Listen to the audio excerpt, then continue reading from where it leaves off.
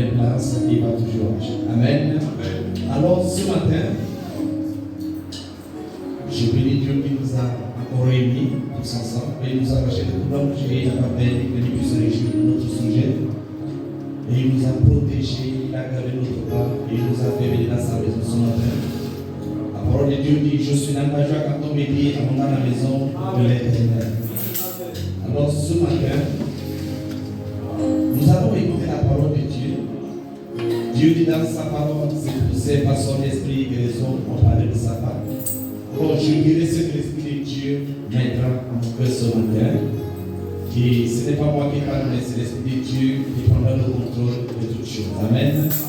Alors ce matin, avant de commencer, nous allons tenir debout et nous allons lire la parole de Dieu dans 2 Rois. 2 Rois, verset 20.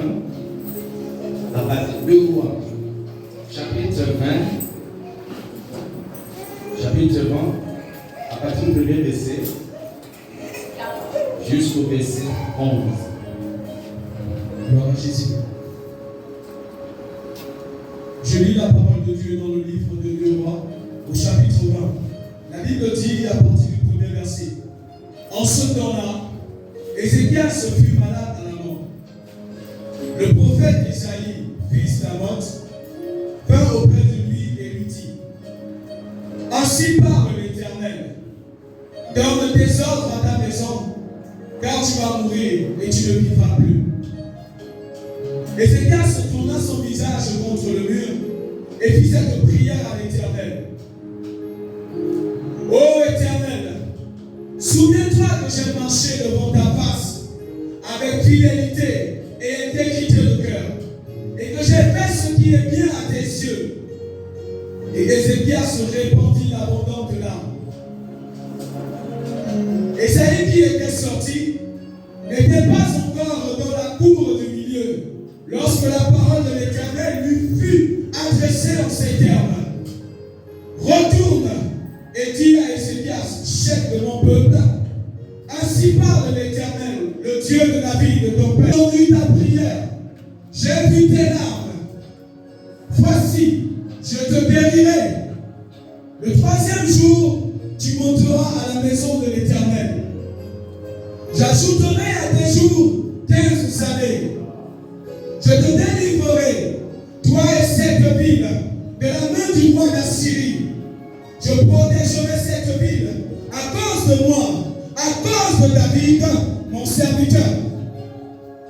Ésaïe dit: prenez une masse de figues. On l'a pris et on l'appliqua sur l'ulcère. Et Ézéchias se guérit. Ézéchias avait dit à Ésaïe: à quel signe reconnaîtrai-je que l'Éternel me guérira et que je monterai le 3e jour à la maison de l'Éternel? Et Ésaïe dit: voici, de la part de l'Éternel, le signe auquel tu connaîtras que l'Éternel accomplira la parole qu'il a prononcée.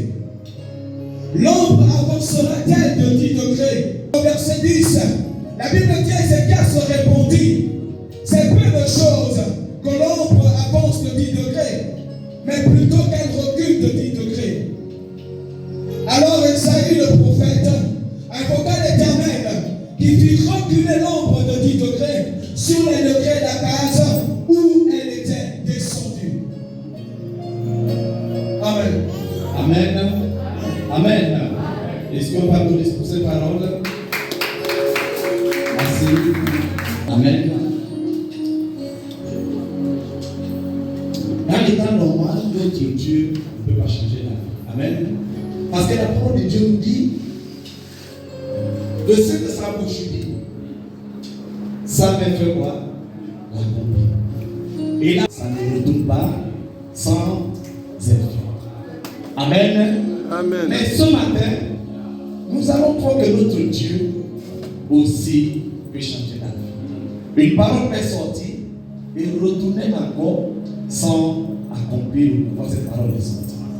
Alléluia. Amen. Amen. La parole de Dieu nous dit qu'Ézéchias était malade et que le prophète même est venu. Lui dit, et ce n'est pas le prophète qui le messager de Dieu. Dieu lui a dit, va dire à Ézéchiel que tu vas mourir. Et fais quoi? Donne des ordres à ta maison. Parce que tu vas mourir. Ça veut dire, le roi était vraiment malade et il est sous le point de mourir. Et ce que Dieu vient de déclarer n'était pas une blague parce que Dieu ne joue pas. Lorsque Dieu veut faire quelque chose, il te dit directement, voilà ce que je vais faire. Amen. Mais la question est maintenant, comment réagissons-nous chaque fois que Dieu dit quelque chose sur nous? Les enfants même, ils ne sont pas encore, c'est-à-dire capables de se prendre, c'est-à-dire en charge. Et Dieu dit que je vais mourir. Maintenant, si je meurs, avec tout ce que j'ai fait dans ma tête, je vais faire comment? Et la parole de Dieu nous dit qu'il a pleuré. Ça veut dire qu'il a répondu là, abondamment. Et on nous fait comprendre le même prophète qui vient dire à Ézéchias que non, Dieu a dit que tu dois mourir. On dit qu'il n'était même pas encore loin. Dieu le rappelle. Et il revient pour dire, ah, c'est vrai que moi je viens de parler, mais ce n'est pas moi, c'est Dieu qui m'a envoyé. Il me renvoie pour dire, ah, il a entendu tes prières. Tu as beaucoup pleuré là, parce que Dieu n'aime pas là. Lorsque tu pries, tu pleures. Dieu est l'honneur de ça. Ça veut dire que lorsque tu es en train de pleurer, Dieu revient sur sa décision. Mais il faut que cela sorte de ton cœur. Ce n'est pas de la blague. Ça veut dire, ce n'est pas ce qu'on dit là des crocodiles. Ça veut dire quelque chose qui sort au fond de ton cœur.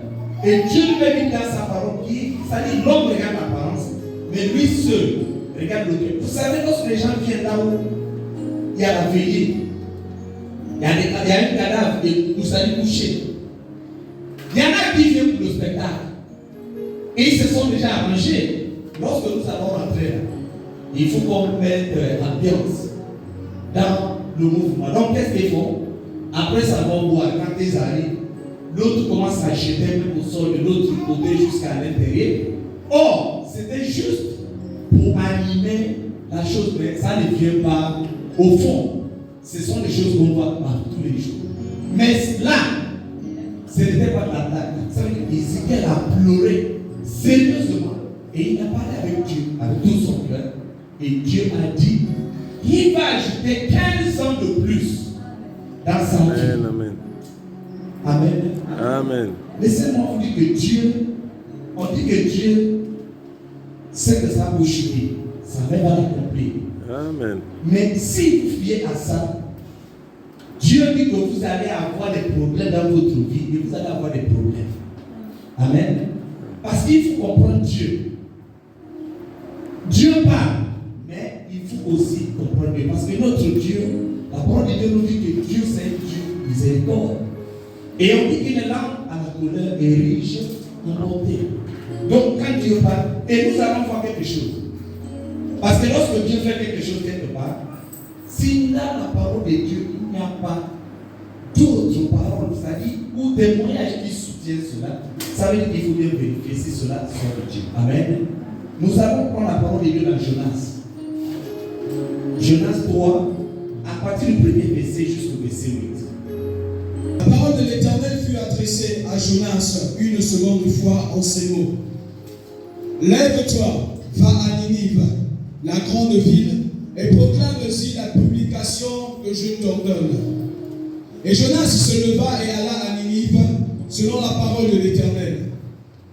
Or, Ninive était une très grande ville de 3 jours de marche. Jonas fit d'abord dans la ville une journée de marche. Il criait et disait, encore 40 jours. Et ils crurent à Dieu. Ils publièrent un jeûne et se revêtirent de sacs, depuis les plus grands jusqu'aux plus petits. La chose parvint au roi de Ninive. Il se leva de son trône, ôta son manteau, se couvrit d'un sac et s'assit sur la cendre. Et il fit faire dans Ninive cette publication par ordre du roi et de ses grands. Que les hommes et les bêtes, les bœufs et les brebis ne goûtent de rien, ne baissent point et ne boivent point d'eau.